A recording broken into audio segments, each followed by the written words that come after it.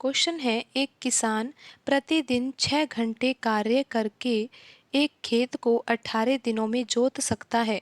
तदनुसार उसे वही कार्य 12 दिनों में पूरा करने के लिए प्रतिदिन कितने घंटे कार्य करना होगा। तो इस तरह के प्रश्नों को हल करने का एक फॉर्मूला होता है।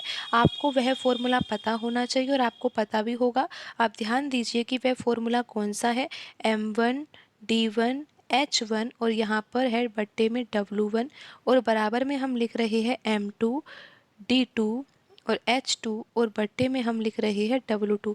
अब आप यहाँ पर ये समझिए कि यहाँ पर हमने 1 और 2 क्यों लिखा है, क्योंकि यहाँ पर आप देख सकते हो कि प्रश्न में जो कंडीशन दी हुई है वो दो कंडीशन है। पहली कंडीशन ये है कि 6 घंटे प्रतिदिन कार्य करना है और कार्य कितने समय में समाप्त होगा, 18 दिनों में समाप्त होगा। फिर दूसरी कंडीशन ये है कि उसी कार्य को करना है, कार्य तो वही है लेकिन कंडीशन अलग है ना, कि अब कार्य को पूरा करना है 12 दिनों में और यहाँ पर पूछा गया है कि प्रतिदिन कितने घंटे कार्य करना होगा। तो यहाँ पर प्रश्न में दो कंडीशन दी हुई है, इसीलिए हमने यहाँ पर फॉर्मूले में 1 और 2 लिखा है। हो सकता है किसी ऐसे प्रश्न में 3 कंडीशन दी हो तो हम यहाँ पर 1 2 3 ऐसा भी लिखते। तो इसीलिए 1 और 2 लिखा है। आपको इतना समझ में आ गया होगा। अब आप यहाँ पर ये समझिए कि यहाँ पर जो ये हमने M लिखा है, M का अर्थ क्या होगा। M का अर्थ यहाँ पर होगा व्यक्तियों की संख्या, यानी कि व्यक्ति में पुरुष, महिला, बच्चे कुछ भी आ सकते हैं। जैसे कि यहाँ पर प्रश्न में किसान है और किसान कितने हैं, एक किसान की ही बात हो रही है। तो यहाँ पर हम M के स्थान पर क्या रखेंगे, एक रखेंगे, क्योंकि यहाँ पर व्यक्ति ही क्या है, एक व्यक्ति है। फिर आप देखिए यहाँ पर D लिखा हुआ है।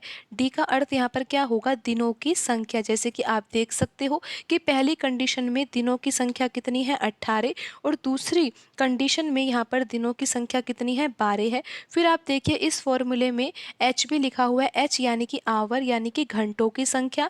और फिर देखिए बट्टे में लिखा हुआ है W यानी कि कार्य। अब आप देख सकते हो कि यहाँ पर प्रश्न में कार्य तो सेम है, वही कार्य है जिस कार्य को 18 दिनों में किया जा रहा था। अब उसी कार्य को यहाँ पर लिखा हुआ है ना, उसे वही कार्य, तो कार्य तो यहाँ पर समान है। तो यहाँ पर W1 से तो W2 कट ही जाएगा, क्योंकि कार्य वही है, एक जैसा है तो ये बराबर में है तो कट ही जाएगा।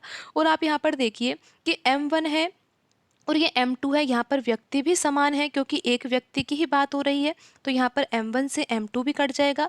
तो यहाँ पर जो अब हमारा फॉर्मूला काम आएगा वो फॉर्मूला क्या काम आएगा, D1H1 बराबर D2H2। तो आइए अब हम इस फॉर्मूले में वैल्यू रखते हैं और ये पता लगाते हैं कि यहाँ पर जो ये पूछा गया है कि दूसरी कंडीशन में घंटे की संख्या क्या होगी, तो हमें यहाँ पर वैल्यू किसकी ज्ञात करनी है, H2 की ज्ञात करनी है। आपको फॉर्मूला अच्छे से समझ में आ गया है। तो अब हम इस फॉर्मूले में वैल्यू भी रख देते हैं। तो आप देखिए पहली कंडीशन में घंटे कितने हैं, 6 है और दिन कितने हैं, 18। तो यहाँ पर दिनों की संख्या तो 18 है, मल्टीप्लाई और घंटों की संख्या 6 है।